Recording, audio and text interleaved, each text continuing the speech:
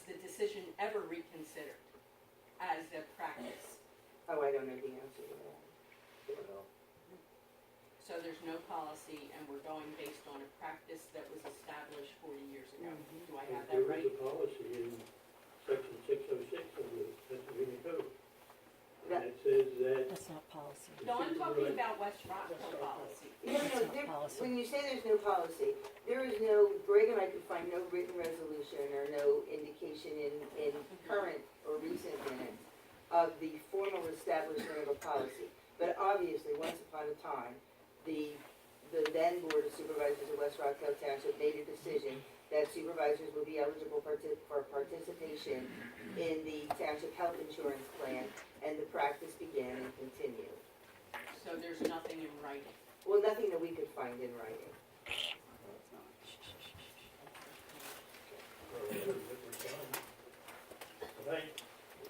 No, I mean, she means it's done. Is there a written policy? it's been on for 40 years. It's a policy. So it's squatters' rights? I guess that's what it is. Like kind of common law marriage. Yeah. Marilyn Vogel, Finland Road. Gonna support what everybody's been saying all this 2 years, that we don't have enough money for parks or the pool or the other items, senior center. And we haven't gotten much response from all the supervisors, why they can't get something more affordable. Okay, thank you. David Collingwood? David Collingwood, 14 Rockhill. I requested in my right to know form that I had an overhead to put up this evening. We've given Judy a flash drive for that information. Judy, you have a, I do. Okay.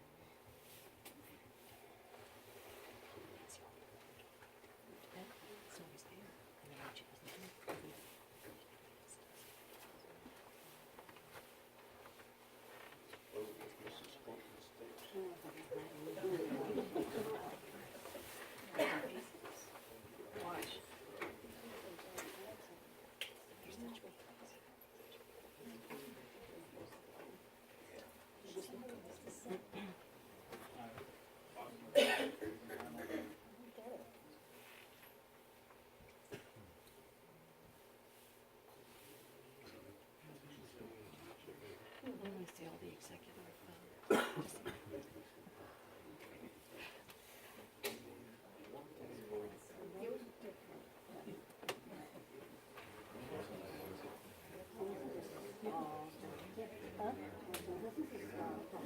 Absolutely.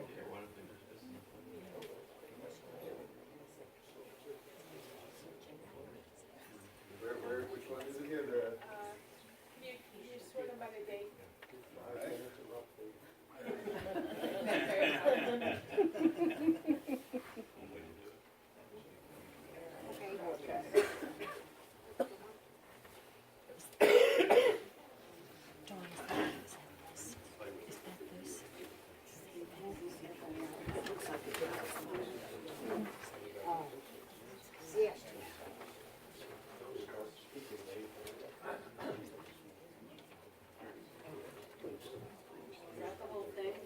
No. Yes? All right, good evening.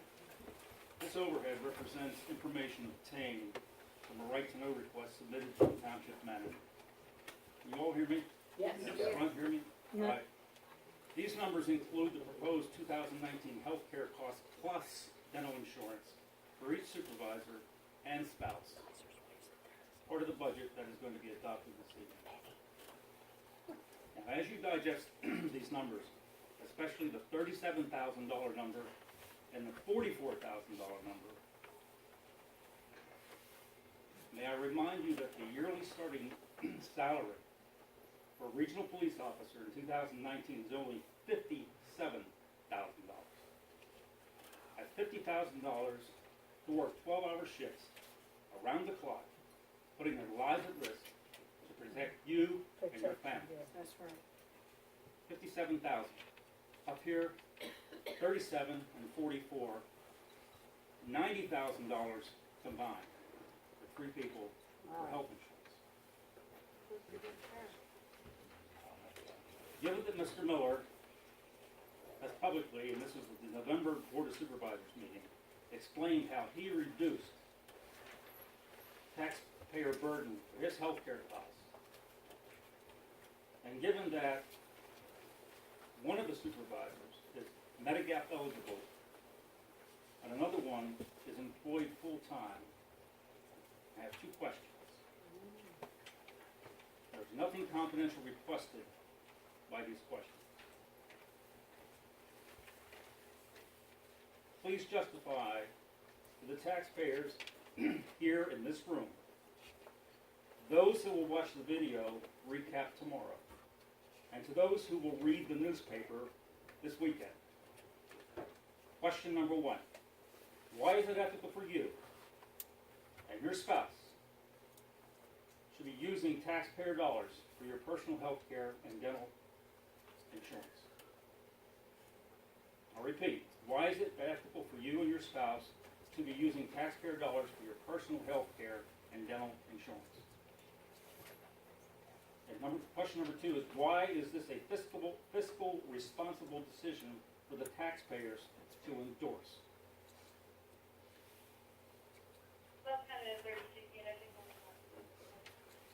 And the whole purpose of a right to know request is to give you 2 weeks to see the question and be prepared to answer it tonight. The clock's running. Mr. DeBow and Mr. Kaiser. I have a comment, David. I cannot hear you. Could you use the mentioned the microphone, regional please? police. They also have insurance on top of their salary. The question was, you didn't ask the question. The question is, why do you think it's ethical for you and your spouse to be using taxpayers' dollars for your health care and dental insurance? And why should we endorse this?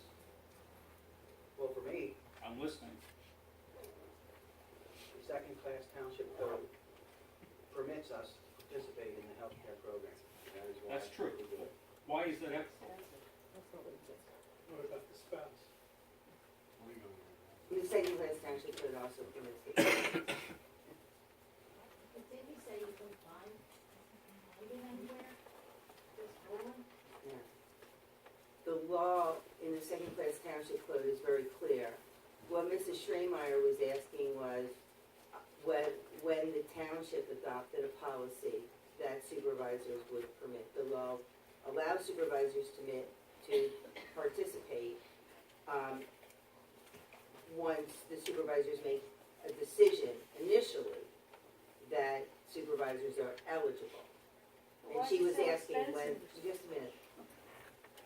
She was asking when the West Rockhill Township Board of Supervisors made that determination. It has been in the law for as long as I can remember. In the state law.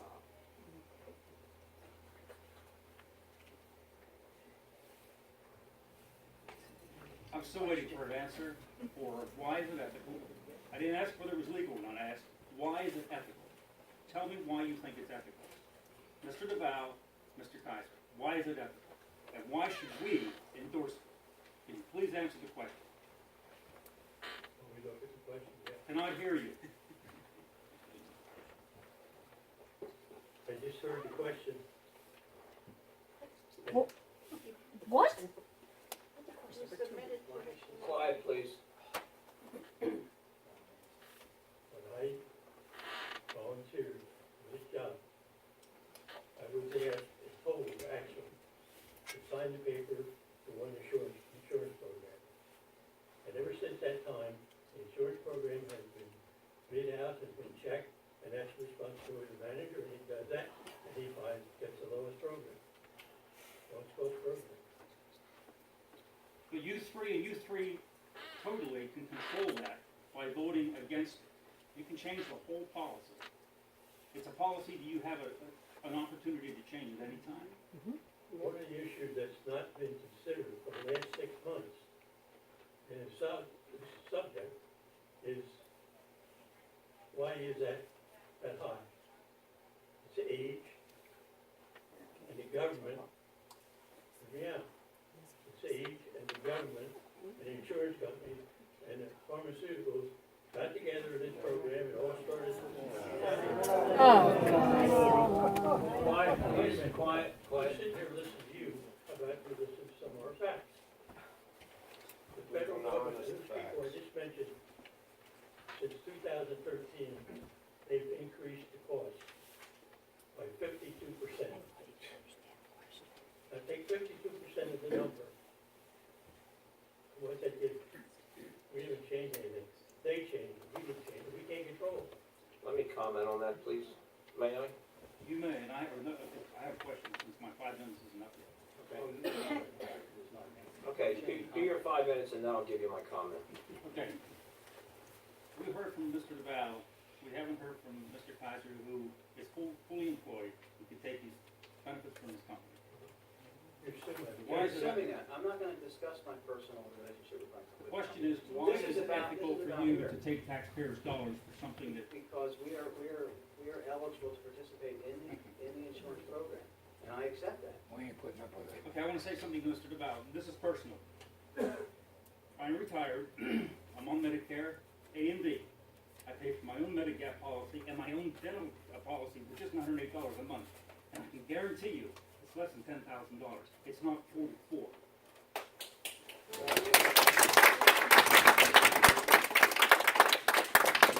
Yeah, and the bottom line is, in all this discussion, nobody knows what anybody's condition is.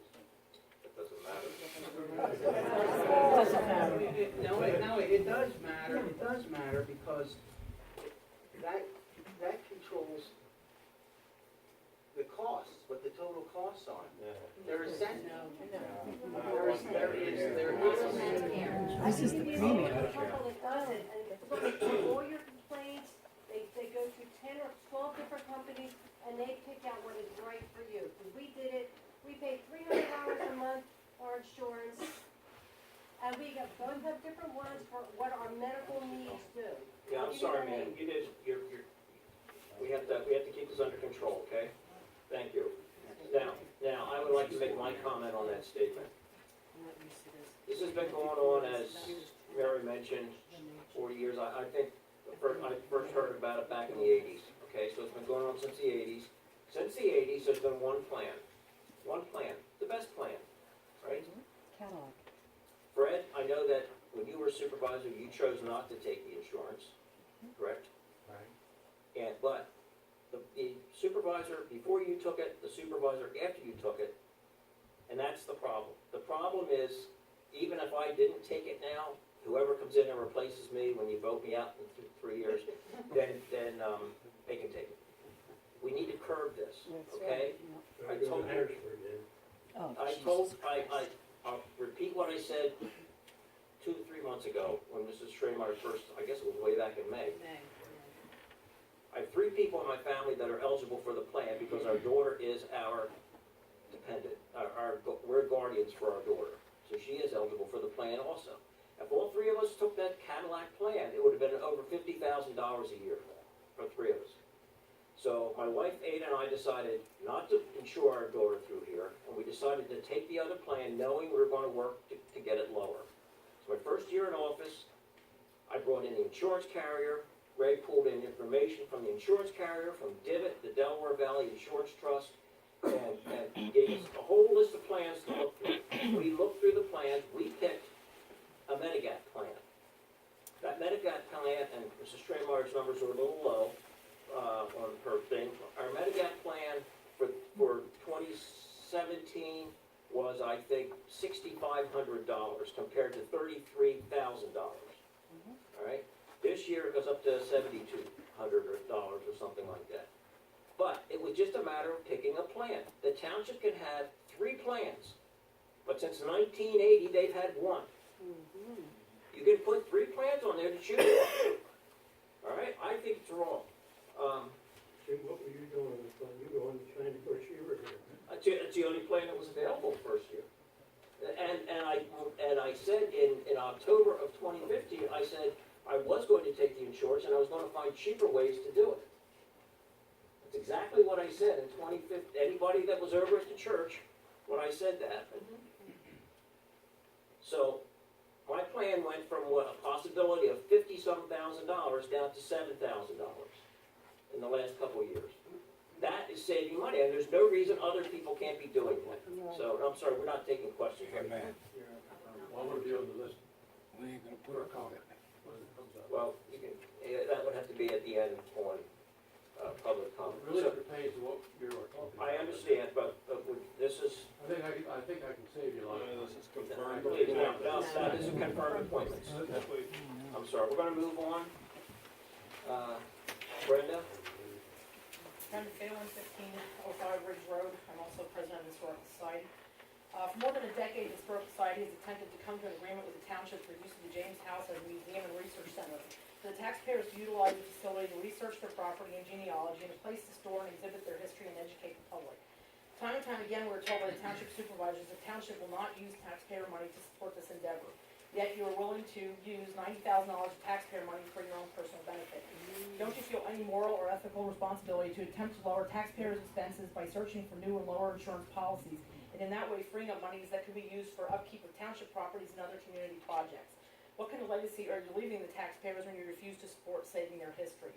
Given we're about to approve $90,000 for your personal insurance, what are your plans if the Historical Society decides not to accept full responsibility for the James House, other than benign neglect for the maintenance of the James House?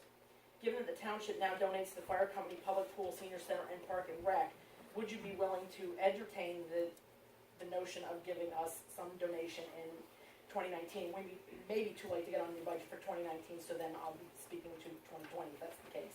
And if you're not willing to support and if you are willing to support a referendum on the ballot to see how taxpayers feel about the township donating to the Historical Society.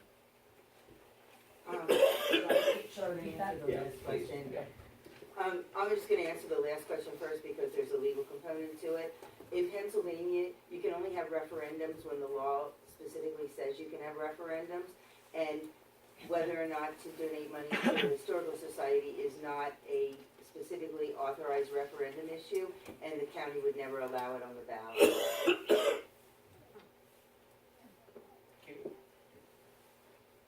How about the other 2 questions? Brenda, I think that really comes down to what's left in when the budget's played out, so I think we really can't answer that right now. Okay? I have a comment in relation to people in the Historical Society. I personally started the Historical Society, got the board to approve it, and we operated for a number of years. The society then decided that they wanted to go on their own. They wanted to go out so they could raise money on their own to fix up the house or do whatever they want to do. And would you ask them how much they raised at that campaign? Anybody know? Well, since the start of the Historical Society, we've raised $25,000, but that's accumulation of over the last 15 years. That's just dues. That's not just dues, we have I didn't say all, fundraisers. but I said We have a lot several of it is fundraisers dues. a year, and it doesn't come, the fundraisers give us more than the dues does. So we've been implementing different fundraisers throughout the last couple of years, and we've just added 2 more that have brought in $1,200 and $2,000 almost from the other one. So we are working to that end, but it takes time to raise money too. And now we've also been in talks with supervisors about the James House, and we had an agreement in place that you would take care of the maintenance and we would take care of the reconstruction of the inside, and you pulled it out from under us, and now have told us we need to take full responsibility for the building, everything, which will cost hundreds of thousands of dollars, and we accepted that, and we're moving forward to try to find companies and other monies out there. But you don't support us either in that sense, and we would like to see some sort of support, and we would like to go back to the original agreement. because the property belongs to you, we will never own it, we just wanna fix the inside up to have a research center and a place where the taxpayers can come to do research and to get educated on the history of the area. If you were gonna rent it, we were gonna rent it to you, we both had an agreement for $1 a year. $1 a year, and you went independent. Shortly after that supposedly agreed to, part of your group returned and said, no, we want you to pay for this and pay for that, do this and do that. And you walked away from it. And we've had 6 years back and forth on this subject. So don't come laying that. We've actually had 11 years in this subject, and originally, we did not separate from you for this purpose. We separated 10 years ago because you had control of our finances, which should never have been. So we separated from you, and then a number of years later, we decided we wanted to see if we'd get a museum. And we have been in talks for 11 years to no end, and the only thing we wanted was for you to take responsibility for the building, for the general maintenance, the roof, the septic, and we would do the inside interior. And that was what we agreed upon in the last agreement before it was all changed. We were just short of signing it, and all of a sudden everything changed, and it's all pulled out from under us, and now we have to take total responsibility for the building, which is your property and will always remain your property. And we don't have a problem putting money into the interior of it and doing what we need to do. But we wanted the township to take responsibility for the property because it is your property. Because we were renting it to you. But that wasn't part of the stipulation. Actually, we're getting off track I know we here. are. I just wanna make a brief comment, if I can, regarding this matter, because I have worked very hard with the Historical Society, and tried to come to, some fundraising efforts. I've had companies waiting to give money. All they needed was a plan in place, and I've asked for that for a while. As recent as Septemberfest, Brenda, you came to me and said you were taking the house, whether David liked it or not. You were counting. Yes, you did say that to me. Now, listen, there has been numerous efforts to help the Historical Society on that home across there. But the effort is to give you the house for $1 a year, and then you find ways to do the improvements and the upkeep. And we would help you generate revenue by going out to businesses and companies to get money. And that was the offer. And from what I was under the impression is October, it was going to be a signed deal. And this never happened. Now, this is another add-on of accusations towards the supervisors that is incorrect. It's incorrect. Because I was here, and I attended a lot of meetings regarding this matter. And another fact, the police left that building over there in 2011, we built that new police station. So this could have gone on for 11 years, because it's only 2018 right now. That's a fact. Yes, it is 11 years, because we started with the Zimba house. It wasn't originally the James house, we Well, started with the Zimba. It's been an ongoing. It was made aware to me just recently that you said this house across the street. We've been in talks with the township for 11 years to get a property. So if I misstated that, I apologize. Because we Okay. started with the Zimba house, and then we went to the James house. And yes, you have been supportive, and I won't deny that either. But the original agreement, which we took to our members and voted on, and it was like 95-5, was that you would take the maintenance for the roof and the septic, and we would do everything inside. And then you came back and said, well, we voted, and then the whole agreement changed. So we tried to move forward, but we're very separated in the Historical Society now about what to do as well, because it's a. Time's up. Okay. Okay, sorry. Okay, thank you, Brenda. We do need to move on. I have one more comment to that. In the fall of this year, I was told by people of the committee that they were gonna take it as is. Now, the bottom line, this whole thing that's going on here is based on that fact. That they're doing this to get the money. It's also a political tool that's being used. And this information that was released, there are many people, including people in the government, who have concern that this is illegal. You have privacy information and you've used it as a club. You're using it as a club. So understand that. That's public money. Don't come to read Public all the money. time. I'm not gonna get into the middle of that because I don't believe anything. That's good you don't, Jim. I understand what he's saying. one, Bureau Cole. Part of the whole. Alright. I'd like to request this be read into the record. I have a copy. Hello, my name is Vera Cole. I live at 2045 Upper Rockydale Road. I appreciate the opportunity to speak with you tonight, and thank you for your service to the community. Earlier this year, the actual cost of providing health care benefits to our supervisors was inadvertently uncovered in an unrelated open records request made by another township resident. The amount was surprising and stunning, calling attention to the issue, raising questions, and prompting more right-to-know requests.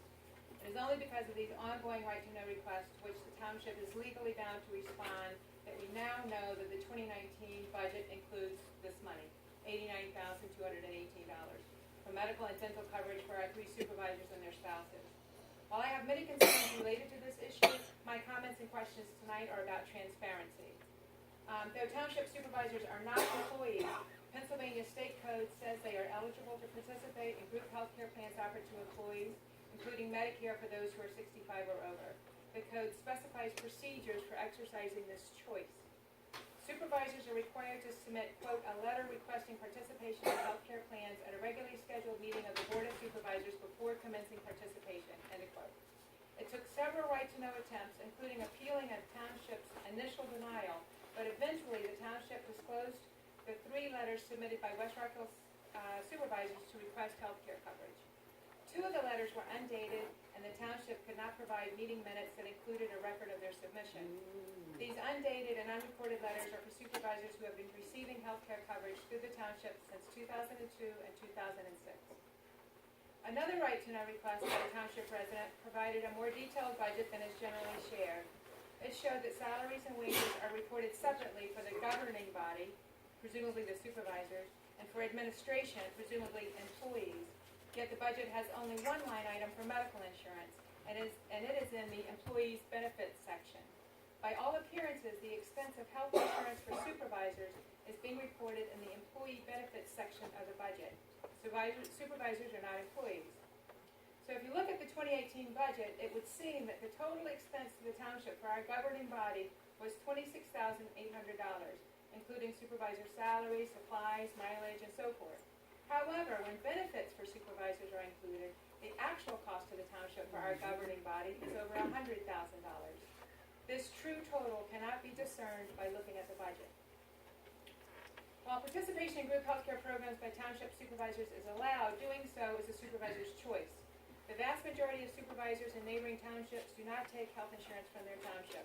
If a supervisor does take health care insurance through the township, then all steps should be taken to minimize the cost to township residents, especially taking Medicare in place of private care as soon as supervisor or spouse are eligible.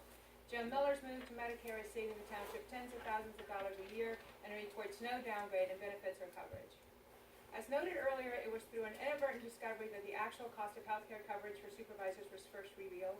Subsequent efforts to obtain real information have uncovered letters requesting participation that have no date and were provided only after appealing to Harrisburg. No meeting minutes to support that the letters were submitted at a regularly scheduled meeting as required by code, and what appears to be incorrect representation of these expenses in the budget as employee benefits. Together, these raise real questions of transparency and possibly procedural lawfulness. So while supervisors may argue that taking health care insurance through the township at taxpayers' expense is their right, and it is, knowing about it and its cost is our right. To this end, I have 2 suggestions, and these are things that I help, regardless of what future proposals may be adopted, I think these would be helpful going forward. The first one is that the state code is not specific about how often a letter requesting participation in group plans be submitted. It's not clear if it should be done only once or if it should be done every year. I would like to suggest that the township adopt a policy requiring all supervisors submit a letter each year they are requesting participation, and that the submission be recorded in publicly available minutes. Would you consider doing this? Yes, you submit that to Judy to make it part of the minutes, Okay. so we can evaluate what you say. Secondly, I don't think it's a very hard one, but I request that the budget be corrected to show only employee benefit expenses in the employee benefits section, and that the expense of benefits for non-employees be reported separately. There are a number of satisfactory ways I think this could be accomplished. Perhaps best would be simply adding a non-employee benefits section to the budget. Would you consider doing this? that question through Judy also, and we can take that up. Promise. Promise. Okay, Make it. that was our last confirmed appointment. I do have one last thing I want to say though. And a lot of questions have come up about the budget. I think we've put together a very good budget this year. I think we've put a really good budget together for the police department.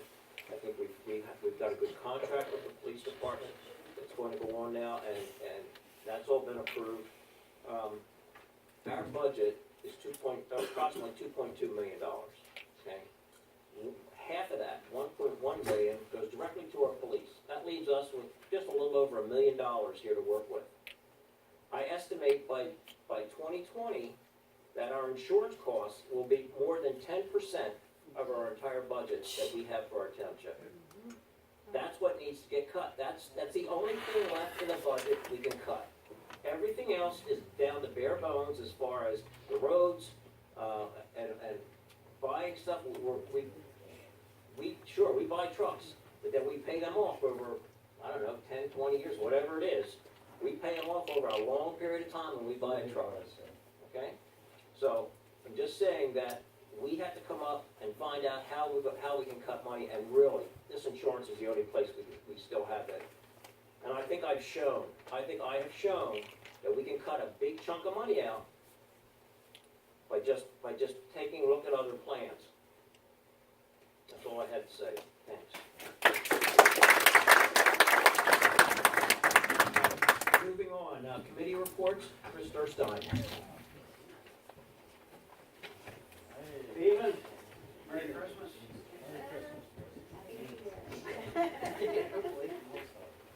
All right, PC met last week. We had 3 applicants, 2 of which showed up. First one was Torresco. They are the owner of Odra, which is a granite and marble shop out on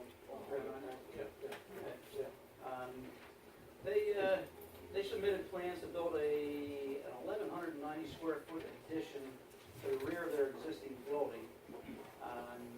They want to use it to cover an existing concrete slab. Wouldn't change the impervious surface, covering the slab that's already there. They want to use this building to store their granite and marble, which is presently stored on that slab outside. They have a handful of existing non-conformities on the site that will most likely not require being brought into conformity. It's looking like use E1. Yes. It's going to be the best fit for that business use. That along with the